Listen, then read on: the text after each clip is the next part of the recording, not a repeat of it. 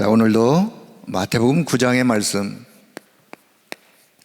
9절에서 13절 제목을요, 가장 가치 있는 인생. 누구나 한 생을 살아가는데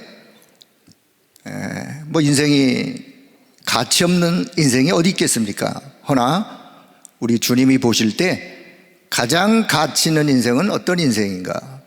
오늘 이 부분을 같이 한번 다시 마태복음 본문 9장을 보면서 말씀을 같이 나누도록 하겠습니다. 자, 이 땅에 모든 사람들의 관심이 어디 있느냐? 자, 누구를 막론하고 모든 사람들의 관심, 어떻게 하면 더 행복하게 살아갈 수 있을까? 어제보다는 오늘이, 오늘보다는 내일이 어떻게 하면 더 행복하게 살아갈 수 있을까? 그것 때문에 공부도 하고 힘들게 해외까지 가서 유학도 하려고 하고, 행복 때문에 결혼도 하려고 하고, 행복 때문에 더 좋은 직장에 들어가서 또 더 좋은 사업을 통해서 돈을 벌려고도 하고. 왜냐? 행복이 자기의 삶에 뭔가 가져다주는 많은 유익들이 있기 때문에, 자, 이렇게 모든 사람들이 행복을 추구하는데, 자, 그러면 보통 사람들이 그렇게 생각합니다. 복을 많이 받으면 행복할 것이다. 복을 많이 받으면 행복하겠지. 그래서 세상 사람들이 여러분이 잘 아는 것처럼, 자, 그럼 어떤 복을 받으면 행복할까? 그래, 이 땅에 누구나 한번 태어났으면 그래 오래오래 살다가 가는 것이 행복한 거 아니냐? 장수, 아무리 오래 살면 뭐하니? 병들면 아무 소용이 없는데, 건강이 행복이다. 그래서 보통 사람들이 어디 가가지고 자기 소원 적으라고 하면 거의 장수, 건강 많이 적어서 이렇게 내기도 하죠. 아무리 장수하고 건강하면 또 뭐하니? 결국은 돈이 있어야지. 재물. 그래서 많은 돈을 벌으려고 애를 쓰고, 또 많은 돈을 벌어봤는데 결국은 명예가 없으니까 그 가지고 있는 것이 별로 본인에게 행복을 주지 않는, 그래서 명예, 권세, 높은 지위, 자리에, 그래서 많은 사람들이 상대방을 누르고라도 내가 자리에 올라가려고 애를 쓰는 이유가 왜요? 그렇게 하면 그 안에 저게 행복이 담겨 있을 것으로 알기 때문에 다 가져봤어요. 그런데 결국은 행복은 내가 내 후대를 덕을 많이 쌓아놓는 사람이 결국은 행복한 사람이다. 그래서 덕망 있는 사람, 덕을 쌓는 사람. 자, 이래서 이제 세상 사람들은 요 5가지의 복을 행복의 조건이라고 생각을 합니다. 이 5가지 중에 어떤 한 부분이 없으면 그것 때문에 난 좀 불행하다라고도 생각을 하는데, 자, 여러분의 생각은 어떠신지요? 우리는 이것이 우리의 행복의 조건이 아닌 것을 우리는 이미 잘 알 수 있습니다. 자, 그렇다면 자, 여러분은 무엇 때문에 행복하시나요? 거기에 대한 답을 나름대로 가지고 있으셔야 되겠죠. 만약에 누가 여러분에게 묻는다면 당신은 행복하십니까? 라고 묻는다면 거기에 대해서 뭐라고 여러분은 답을 하실지, 행복의 조건을 어디다가 두실 것인지, 자, 그 이유를 속 시원하게 말씀을 해 주실 수 있다면 아마 그분은 그것 가지고 인생을 멋지게 행복하게 살아갈 것입니다. 이런 찬양이 있죠. 당신은 사랑받기 위해 태어난 사람. 그 말을 살짝 좀 바꾸면 당신은 행복하기 위해 태어난 사람.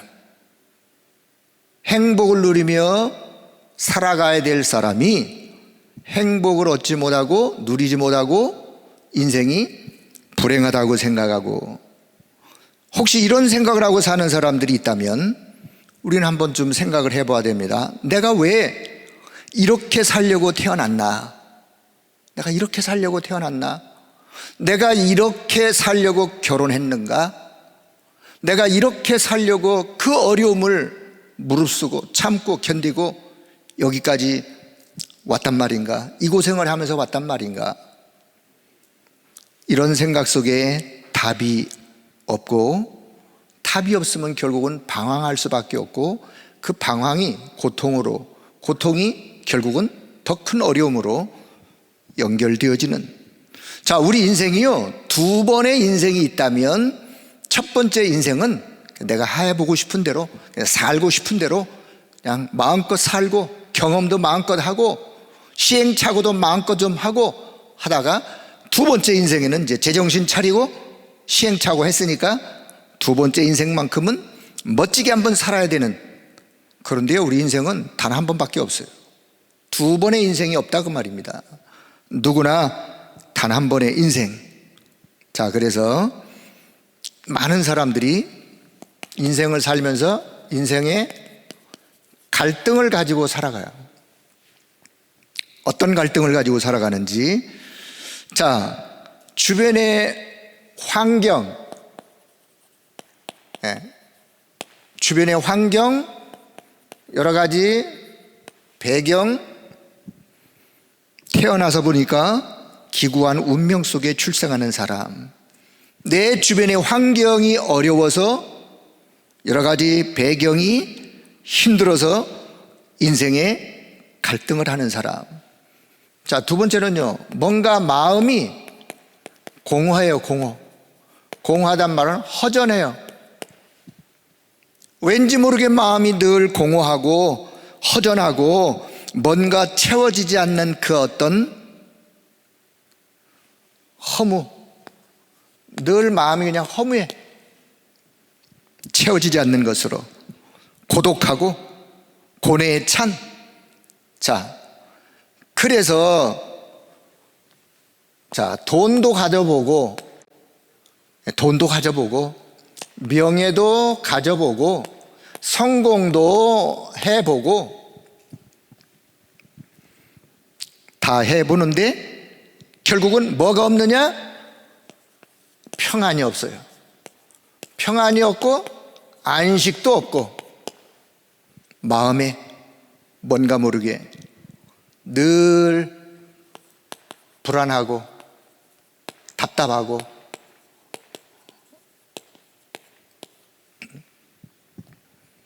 제가 어디서 기사를 봤는데요,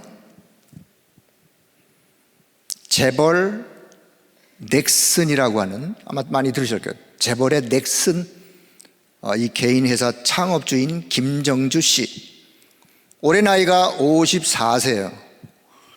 근데 그분이 얼마 전에 2월 말에 돌아가셨어요. 그것도 저 미국의 하와이에서. 아마 거기서 살다가 돌아가신 것 같아요. 자, 그의 죽음을 두고 주변에 많은 사람들이 이런저런 이야기가 하는데 뭐라고 얘기하느냐? 나 같으면 저 많은 돈을 가지고 있으면 나는 절대 죽지 않을 것이다 라고 그의 죽음에 대해서 사람들이 그렇게 얘기를 해요. 자, 이분의 재산이 얼마냐? 놀라지 마세요. 15조 5,600억. 감이 잘 안 오시죠? 1조가 얼마인지 아세요? 9,999억에다 1억을 플러스하면 1조예요. 이게 15개가 있고 5,600억이 더 있어요. 이 많은 재산, 젊은 나이에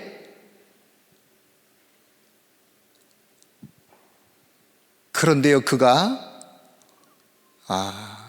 하와이가 천국 다음으로 살기 좋은 곳이에요. 하와이가. 물론 저는 가보지 않았어요. 천국 다음으로 살기 좋은 곳 하와이. 사계절이 아주 살기에 좋은, 돈 있겠다, 시간 있겠다, 좋은 환경, 좋은 배경, 뭐가 부족해서. 근데 그분이요, 우울증을 계속해서 치료를 받고 있었어요. 우울증 치료. 그 많은 돈이, 좋은 환경이, 그 배경이 우울증을 치료하지 못했어요. 미국의 의학이 부족해서요? 돈이 없어서요? 시간이 없어서요? 모든 것을 다 아마 쏟아부어서라도 자기의 우울증을 치료할 수 있다면 극단적인 선택을 안 했겠죠. 근데 그분이 극단적 선택을 했어요. 왜냐? 밀려오는 고독감, 밀려오는 허무함, 밀려오는 번민, 이거를요 가지고 있는 재산, 돈 가지고도 막을 길이 없었어요. 그래서 인간의 행복은 돈으로 막을 수 있는 게 아니에요. 인간의 행복은 그 어떤 것으로도 막을 수가 없는 공황증. 어떤 가수가요 이렇게 고백을 해요. 자기가 공황증을 앓다가 보니까 밖에 나가기가 두렵다. 왜? 언제 어떻게 그 불안감이 밀려올지를 예상이 안 되는 거예요. 밖에 나가서 누구를 만나다가 아니면 어디를 가다가 어디에 모임에서 갑자기 그런 일이 막 닥쳐오면 그 불안 때문에 견디질 못하는 거예요. 이분이 어느 날 비행기를 탔어요. 비행기를 타고 가다가 비행기 안에서 밀려온 거예요. 막 불안이 엄습해 오는 거예요. 견딜 수가 없어가지고 그 안내원한테 비행기 문을 좀 열어달라, 나 좀 나가게. 아니 비행기 문을 열으면 어떻게 돼요? 그래도 좋다 나는. 그 열어줍니까? 가까스로 가라앉혀가지고 갔다 그래요. 그런데요 이런 게 물론 이게 뭐 의학에서 약이 없냐? 있어요. 그런데 이게 의학으로가 해결이 안 되어지는 부분들이 있어요. 우울증, 공황증 어느 정도 해결되어지다가 결국은 이게요 영적인 문제로 탁 드러나 버리면 영적인 문제는 약으로 해결이 잘 안 되는 거예요. 자, 저와 여러분이요 복음을 가지고 있다, 하나님을 안다, 보호자의 축복과 그 능력을 내가 안다, 그거를 가지고 살아가는 사람들에게 있어서는 혹시 예수 믿는 사람들 우울증 올 수 있어요? 공황증 올 수 있어요? 그러나 내심이 아니요 우리가 보호자를 바라보면, 보호자의 그 은혜를 사모하면 하나님이 주시는 그 능력, 그 은혜 안에서 이겨갈 수 있는 힘을 얼마든지 가질 수 있어요.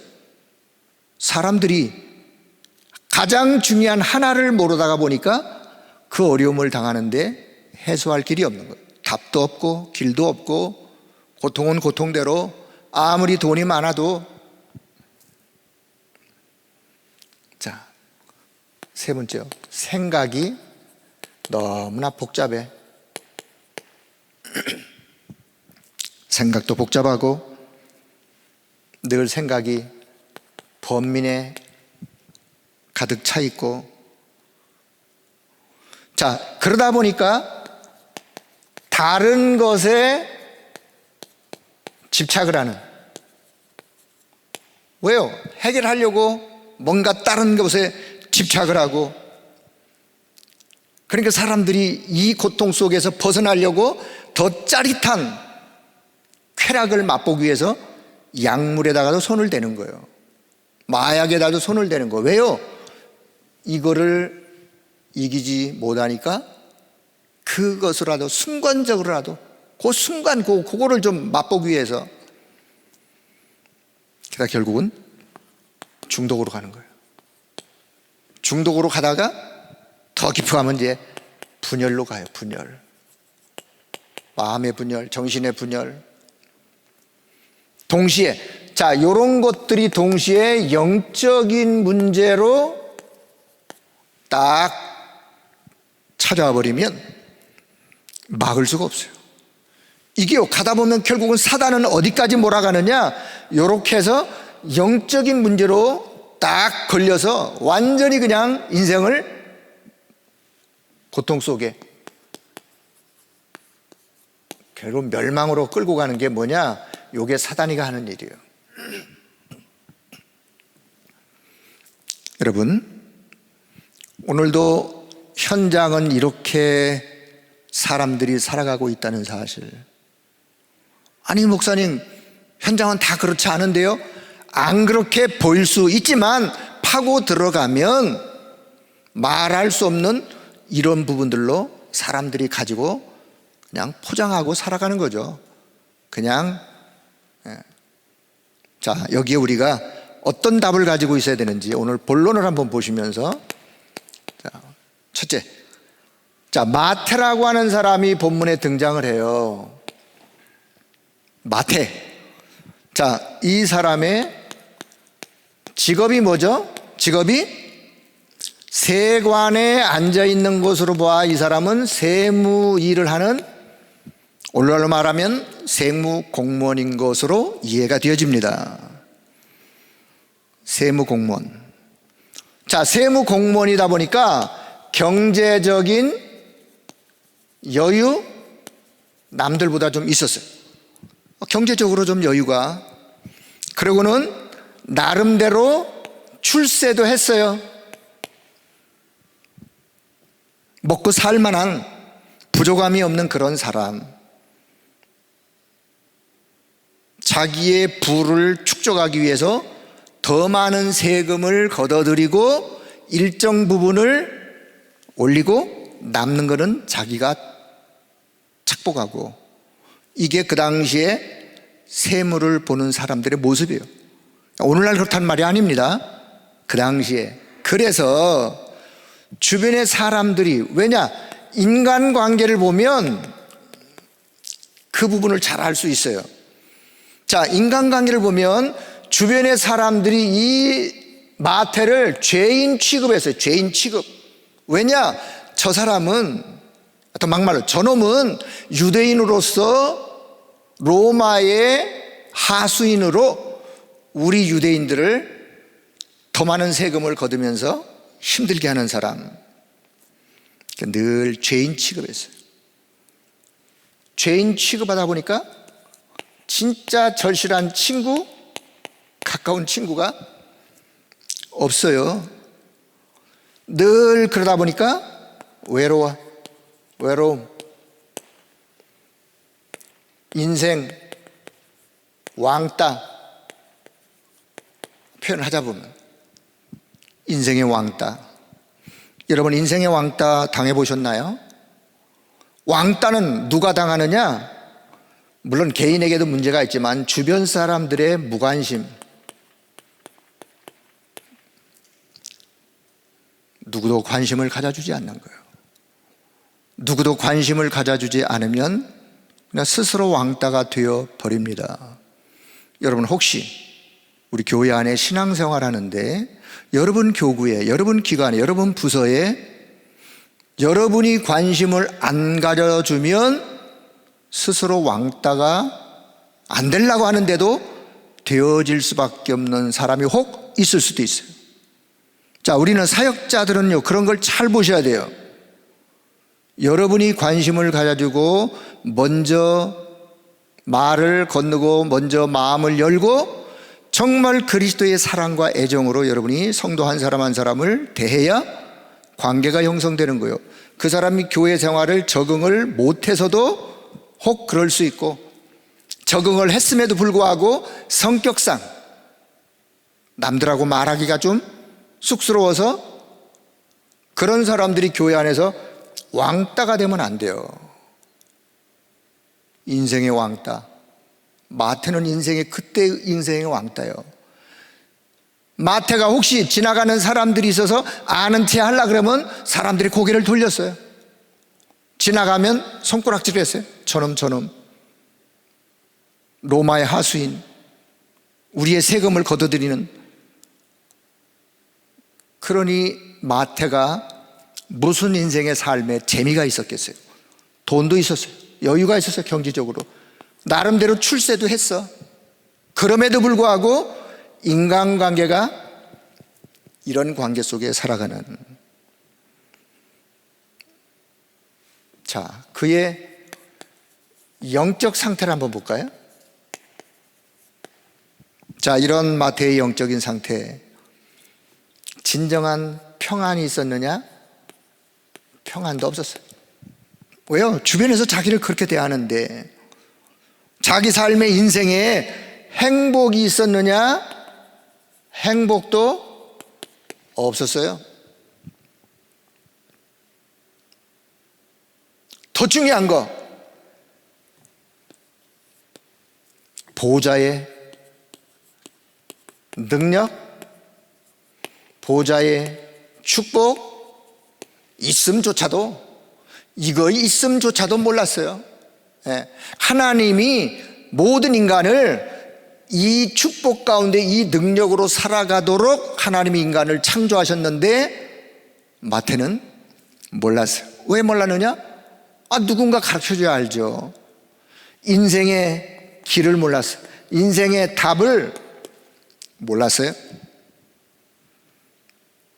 그래서 한마디로 마태는요, 절대 불가능이라고 하는 이 속에 인생을 이렇게 살아왔어요. 자, 그런데 이런 마태에게 어느 날, 자, 네 번째, 어느 날 빛이 임했어요. 참 감사한 일이죠. 빛이 임했어요. 이 빛이 어떤 빛이냐? 생명의 빛이에요. 영원한 영적인 치유의 빛이에요. 재창조의 빛이에요.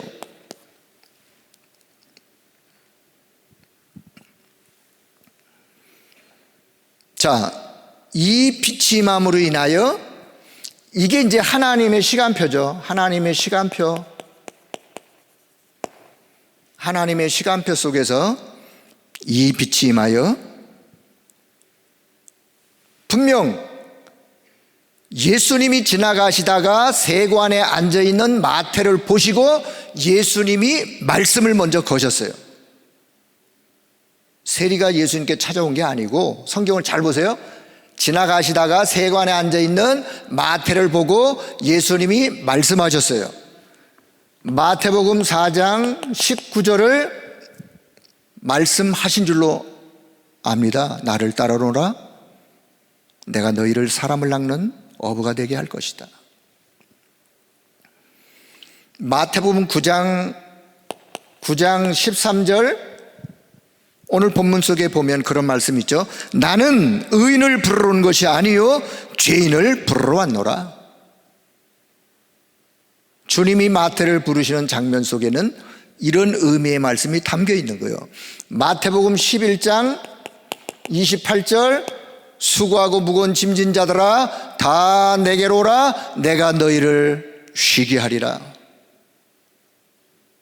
라고 하시는 주님의 부르심, 주님의 초청, 여기에 이걸 보고 우리는 뭐라 그러냐?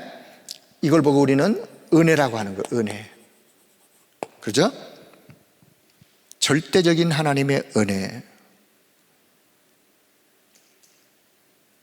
하나님이 그냥 일방적, 이 은혜는요 일방적이에요. 일방적. 마태가 무엇을 행하여 거기에 대한 보상 조건으로가 아니라 마태가 한 건 아무것도 없어요. 예수님이 그냥 마태를 찾아가셔서 마태를 부르셨어요. 자, 이게 뭐냐? 이게 복음과 종교의 차이점이에요. 복음은 뭐냐? 복음은 내가 구원의 주 되신 그리스도로 찾아가는 것이 아니라 하나님이 내게 찾아오신 거예요. 그리스도가 내게 찾아온 거예요. 종교는 뭐냐? 내가 찾아가는 거예요. 사람이 만들어 놓은 거기에 내가 찾아가서 내 힘으로 무엇을 하려고 애를 쓰는 게 종교예요. 그러나 복음은 반대예요. 내가 애를 쓰는 게 아니에요. 하나님의 은혜가 내게 임하여 하나님이 내게 사랑을 베풀어 그 사랑 안에서 내가 구원 속으로 들어갈 수밖에 없는. 여러분, 저와 여러분이 구원받은 은혜가 그렇습니다. 저와 여러분이 구원받은 은혜가 일방적 그리스도의 사랑, 그 은혜. 세리마태가 조건이 있어서가 아니요 전적인 하나님의 은혜로, 일방적인 은혜로 저와 여러분이 구원받은 것도 하나님의 은혜요.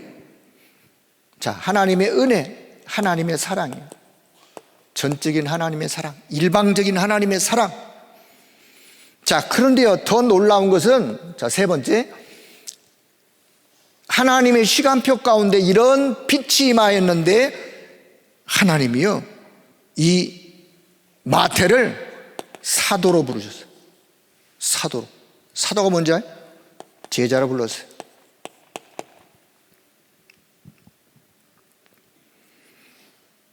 이 제자는요, 갈보리산에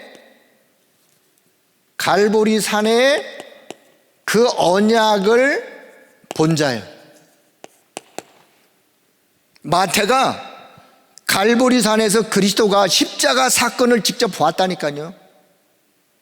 그리고 감람원에서 40일 동안 하나님의 나라의 일에 대하여 말씀을 받으면서 40일 집중하는 거기에 함께 참여하여 감람원에서 파견된 자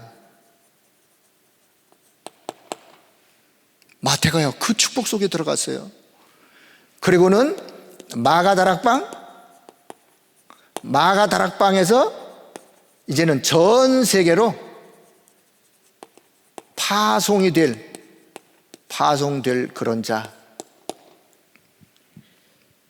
마태는 그런 자였어요. 그런 은혜를 입었어요. 그리고 더 놀라운 거, 예수님과 함께 동행하는 예수님의 공생애를 함께 동행하고 함께 동고동락하고 예수님의 말씀, 전도 현장, 고난, 이게 십자가죠. 그리고 죽으심,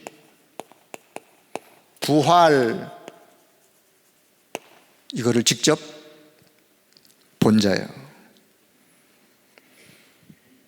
자, 그래서 결국은 이 마태가요, 뭘 남겼느냐? 증인의 문서를 남겼어요.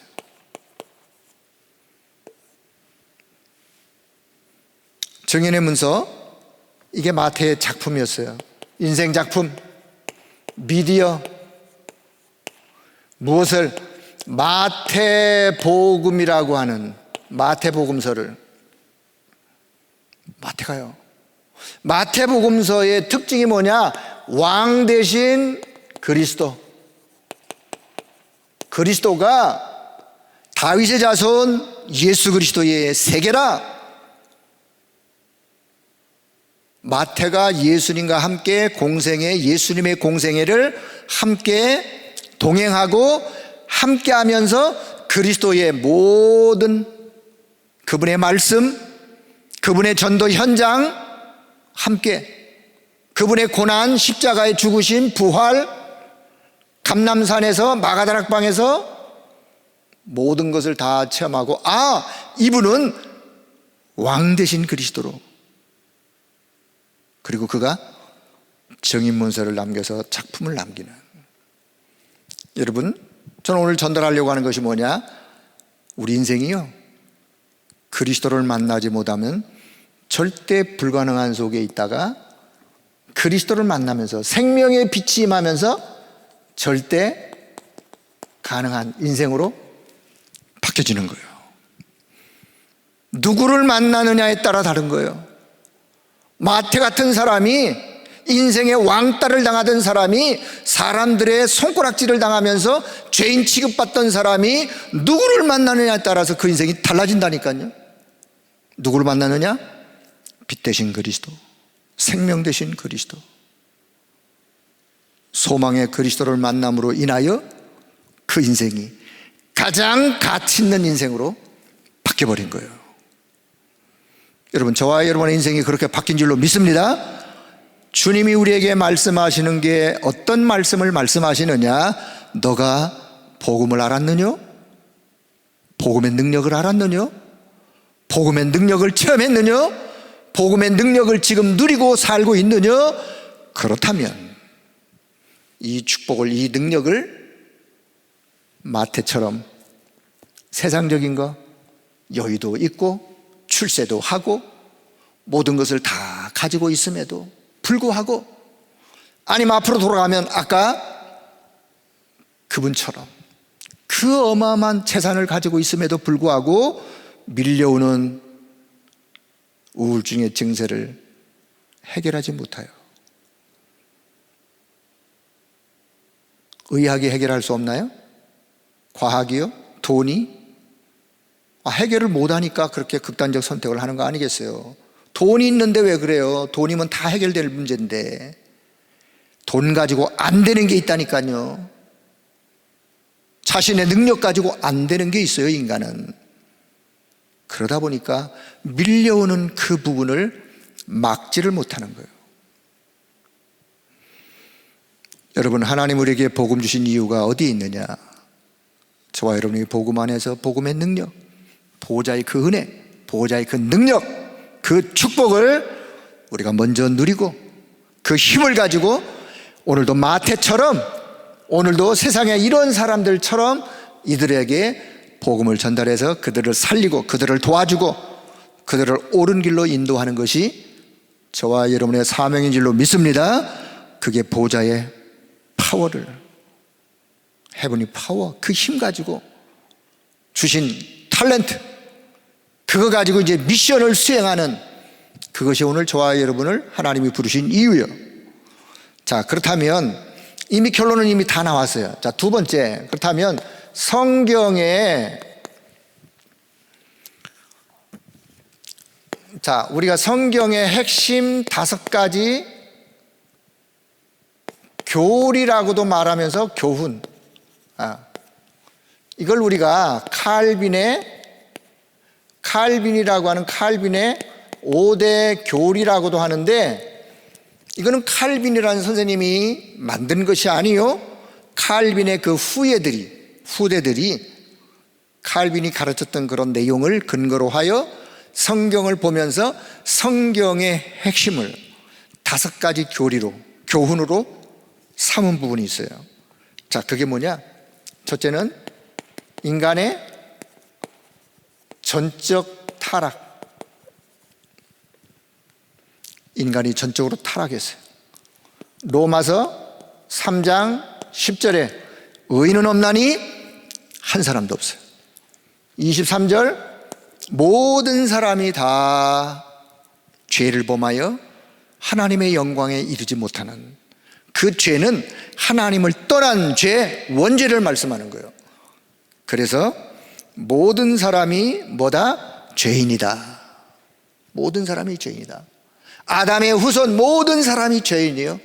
신분주의 고하를 막론하고 빈부 귀천을 막론하고 모든 사람은 다 죄인이에요. 성경의 교훈이에요. 두 번째, 무조건적인 선택. 자, 그런 우리에게 무조건적으로 선택하셨어요. 다시 말하면 그리스도를 보내셔서 조건 없는 선택을 그리스도가 우리에게 행하신. 자, 성경에 보니까 에베소서 1장 4절에 보니까 창세전에 그리스도 안에서 우리를 선택하사, 조건 없이 무조건적으로 창세전에 그리스도 안에서 저와 여러분을 구원하시기로 선택하셨어요. 그리고 사도행전 13장 48절에 그래서 영생을 주시기로 작정된 자가 있는 거예요. 이미 저와 여러분이 이 축복 속에 담겨 있는 거예요. 더 나아가서는 요한복음 15장, 자, 요한복음 15장 16절에 보면 예수님이 말씀하십니다. 너희가 나를 택한 것이 아니요 내가 너희를 택하여 세웠나니. 우리가 주님을 택한 것이 아니라 주님이 우리를 택하여 구원 속으로 부르신 거예요. 하나님의 자녀의 신분 속으로 부르신 거예요. 무조건, 아무런 조건이 없이 그리스도를 보내셔서 우리를 그리스도 안에서 선택하신. 자, 그런데 더 놀라운 것은요, 세 번째, 제한된 속죄. 다시 말하면 이 땅의 모든 사람을 위해서 그리스도가 십자가에 못 박혀 돌아가신 것 같지만 엄밀하게 말하면 구원받을 하나님의 사람들을 위하여 십자가에 못 박혀 돌아가신 거예요. 여기서 이제 많은 사람들이 혹 오해를 할 수 있는데, 왜냐? 만약에 지옥 가는 사람을 위해 그리스도가 십자가에 돌아가셨다면 그럼 그리스도의 속죄의 피의 효력이 문제가 있어요. 아니, 그러면 피의 효력이 부족해서 지옥 간단 말이냐? 그 말은 아니거든요. 그래서 요한복음 10장 15절에 예수님이 나는 선한 목자요, 뭐라고 말씀하느냐? 나는 양을 위하여 목숨을 버리노라. 나는 양을 위하여 목숨을 버리노라. 나의 죽음은 구원받을 하나님의 자녀를 위하여. 그래서 단 구원받는 자는 그리스도를 믿는 자요. 제한된 속죄, 안 믿는 자를 어떻게 주님이 구원하시겠어요? 안 믿는데. 제한된 속죄, 믿는 자를 구원하시는. 요한복음 10장 15절 나는 양을 위하여 목숨을 버리노라. 그리고는 사도행전 16장 31절에 그래서 주 예수를 믿어라. 그리하면 너와 내 집이 구원받는다. 믿어야 돼요. 안 믿으면 별 수 없는 거예요. 물론 이 믿음조차도 하나님이 주시는 절대적인 은혜 안에서. 자, 네 번째는요, 불가항력적 은혜. 하나님이 은혜를 베푸시는 그 은혜 앞에서는 누구도 저항할 길이 없는 거예요. 요한복음 3장 1절에서 16절에 보면 누가 등장하느냐? 니고데모라는 사람이 등장해요. 유대인으로서, 율법 선생님으로서 많은 것을 배운 이 사람이 예수님 앞에 와가지고 아주 어린아이 같은 질문을 했어요. 어떻게 우리가 구원받을 수 있어요? 어떻게 우리가 거듭날 수 있습니까? 어머니 뱃속에 다시 들어갔다가 나오나야 됩니까? 예수님이 거기서 거듭남의 비밀을 말씀하세요. 그리고 하나님이 세상을 이처럼 사랑하사 독생자를 믿는 자 구원받는다는 가장 성경의 핵심적인 요한복음 3장 16절의 말씀을 니고데모가 유대인으로서 그가 복음의 비밀을 잘 모르다가, 거듭남의 비밀을 잘 모르다가, 구원의 은혜를 잘 모르다가 그리스도와 만나 대화하는 그 속에서 그가 복음의 비밀을 깨달아요. 불가항력적 은혜요. 그리스도가 베푸는 그 은혜에 대하여 니고데모가 구원받은 것처럼 누가복음 16장 19절에서 31절 거짓 나사로가 구원받아 천국에 들어가는 거, 불가항력적 은혜예요. 하나님이 구원하시고자 하시면 구원에 임하는. 자, 그 구원을 베푸시는 하나님의 은혜는 강권적이요. 강권적. 자, 다섯 번째, 그래서 성도의 견인. 성도의 견인이라는 말은 한 번 구원은 영원한 구원이다. 한 번 구원은 영원한 구원으로 끝까지 이끌어 가신다. 자, 요한복음 10장 28절 예수님이 말씀하세요. 내가 그들에게 영생을 주노니 영원히 멸망하지 아니할 것이요 또 그들을 내 손에서 빼앗을 자가 없느니라. 그리스도의 손에서 빼앗을 자가 없는 거예요. 한 번 구원은 영원한 구원이에요. 로마서 8장 35절 39절에 말씀합니다. 누가 우리를 그리스도의 사랑에서 끊으리요? 누가 우리를 그리스도의 사랑에서 끊으리요? 끊을 자 없는 거예요. 39절 우리 주 예수 그리스도 안에 있는 하나님의 사랑에서 절대로 끊을 자가 없느니라. 하나님의 그 사랑 안에 있는 자를 누가 끊겠습니까? 누가 우리를 정죄하리요? 누가 우리를 하나님의 사랑에서 끊으리요? 끊을 자가 없는 거예요. 빌립보서 1장 6절,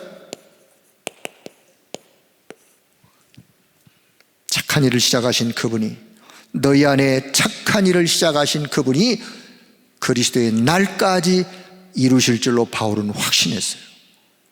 다시 말하면 구원은 누구든 한 번 구원은 그가 혹시 타락하여 넘어질 수도 있고 잠시 방황할 수도 있지만 한 번 구원받은 자는 결국은 다시 하나님 앞으로 돌아와 그 구원에 이르게 되어지는 성도의 견인. 여러분, 그렇습니다. 하나님이 저와 여러분을 오늘 이 시대에 가장 소중한 사람들로, 성경의 요 5가지 핵심 교리 속에 하나님이 저와 여러분을 부르신 줄로 믿고 오늘 하나님 앞에 진정한 감사 회복하는 시간 되기를 바랍니다. 자, 결론을 말씀드릴게요. 결론.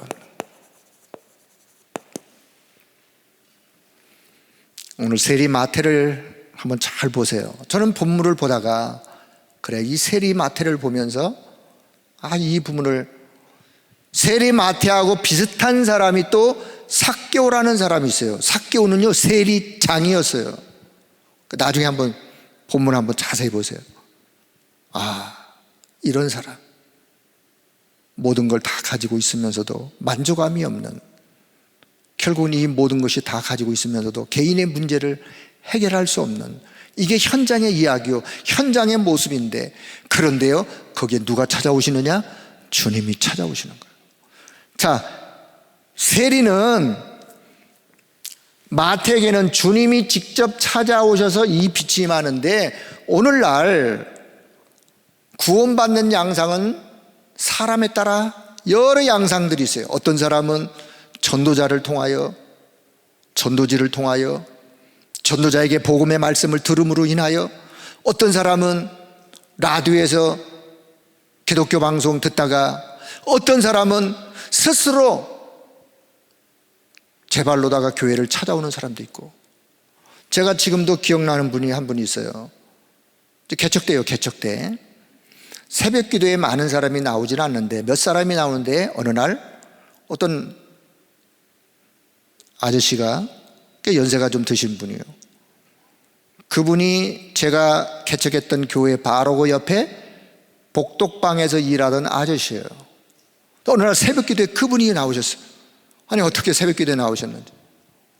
그분이 어떤, 하나님이 뭔가 이제 본인의 마음속에, 당신은 자기가 가지고 있는 질병을 알고 있었던 것 같아요. 잠도 안 오지. 근데요 계속 막 마음속에 그냥 교회 가고 싶은 생각이 막 드는 거예요. 교회 가고 싶은 생각이. 그 잠은 안 오겠다. 그 새벽에 그분이 그냥 제 발로다가 교회를 찾아오셨어요. 그래서 그분에게 복음이 전달되어지고 신앙생활을 얼마 동안 하다가 그분의 죽으심으로 인하여 이미 그분이 복음받고 그 가정을 신방하고 그 가정을 드나들면서 그 집의 자녀들, 그의 부인 복음받고 신앙생활이 시작되어지고, 장례식을 은혜로운 교회 장례식으로, 장례식 이후에 온 가족이 함께 신앙생활하는 모습으로, 이거는요 특별한 은혜예요. 어떤 사람은 전도자를 통해서, 어떤 사람은 불가항력적인 강권적인 주님이 부르시는 시간표 속에서. 그래서 우리는 어떤 사람이 어떻게 복음을 받을지 모르는 거예요. 자, 결론. 그래서 첫째는, 자, 죄인을 불러서, 하나님은 죄인을 불러서 이 죄인을 그리스도를 알게 해가지고 결국은 증인으로 세우는 거예요. 증인으로 하나님이 세우시는 거예요. 죄인된 그를 복음을 통해서 그의 영혼을 회복시키고 치유시키고. 자, 어떤 사람은 가지고 있는 질병 때문에 병든 자를 하나님께서 그를 치유하여, 결국은 치유하는 목적이 뭐예요? 하나님은 그를 증인으로 세우게 한 거예요. 하나님은요, 우리가 질병이 치유되고 치유 안 되고 거기에 그렇게 관심 있는 게 아니에요. 병든 자를 통하여 복음의 능력을 알았느냐? 여러분, 우리가 질병을 가지고 있어도 치유 안 되어질 수도 있어요. 그러나 그 병을 가지고 있으면서 보좌의 그 축복, 질병을 가지고 있으면서도 보좌의 그 은혜, 그 능력, 그 힘, 그걸 가지고 살아가는, 그러면서 그 안에서 질병 속에서도 하나님께 감사, 하나님과 영적으로 소통하고 그것이 다른 사람들에게 전달되어지고 해서 하나님은 병든 자를 통하여 그를 증인으로 세우시는. 자, 세 번째는요, 버려진 자. 자, 하나님은 이런 버려진 자를 통해서도 그를 찾아가서 세리처럼, 세리 마태처럼 버려진 자, 이런 자를 찾아가서 복음으로 세워서 결국은 증인으로 하나님이 세우시는.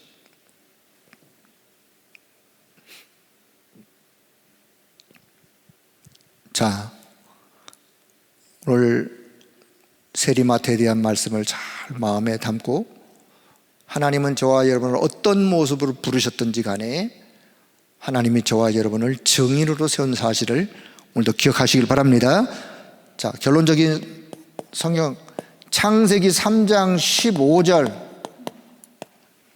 여자의 후손을 보내실 것을 약속하시고 그 여자의 후손이 이 땅에 오셔서 구원을 성취하셨어요. 저와 여러분 속에 구원을 성취하셨어요. 자, 사도행전 3장 15절을 기억하세요. 창세기 3장 15절, 사도행전 3장 15절, 3장 15절, 우리는 이 일의 증인이요. 우리는 이 일의 증인이요. 하나님이 저와 여러분을 이 일의 증인으로 세우신 거예요. 그렇다면 증인으로 세움받은 저와 여러분, 어떤 현장이 있든지 간에 증인으로 승리하시길 주의 이름으로 축복합니다. 수고하고 무거운 짐진 자들아 다 내게로 오라. 주님의 그 초청에 우리는 예스 하면 되는 거예요. 이유가 없는 거예요.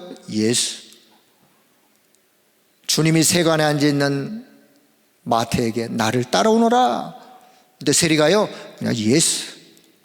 그럼 어떻게 했어요? 그걸 다 내려놓았어요. 다 내려놓았는데 세리가 망했는가요? 마태가 망했는가요? 아니요.